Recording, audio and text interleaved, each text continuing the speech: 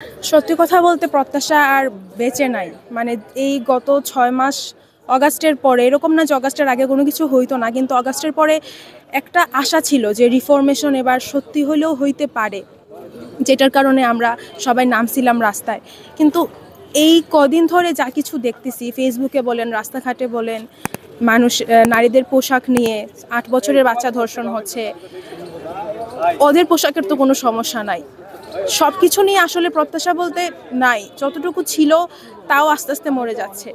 যারা আছে বাংলাদেশের, যারা কিছু বলতে চায়, সামনে এসে কিছু বলে, ওদেরকে শাহবাগী ট্যাগ দিয়ে ধরে দেওয়া হয়।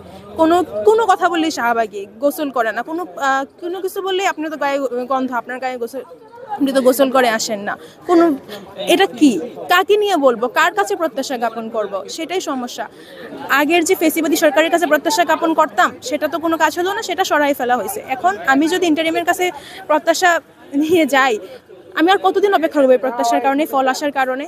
৬ মাস হয়েছে বিশ্ববিদ্যালয় প্রশাসনের কোনো নড়চড় করতেছে না। নারী দিবসে নারী হিসেবে আমার প্রত্যাশা হলো যে নারীর অধিকারগুলো যেন সঠিকভাবে থাকে, এবং আমরা ইদানিং দেখতেছি যে নারীদের কোনো সিকিউরিটি নাই, নারীরা অনিশ্চিতে ভুগতেছে। এই জিনিসগুলো যেন এখন বেশি আমাদের গুরুত্ব দেওয়া উচিত।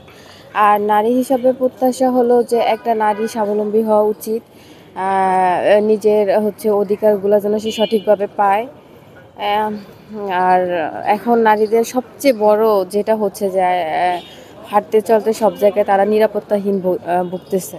একজন নারী হিসেবে নারী দিবসের প্রত্যাশার কথা যদি বলতে হয়, তবে খুবই দুঃখজনক হলো নিরাপত্তার অভাব, এবং একজন মানুষের স্বাধীনভাবে চলাফেরা করার যে অধিকারটা, সেটা আমরা পাচ্ছি না। এই যে শুধু নারী বলে না, নারী পুরুষ নির্বিশেষে সবাই এখন কিন্তু আমরা বাইরে যেতে ভয় পাচ্ছি।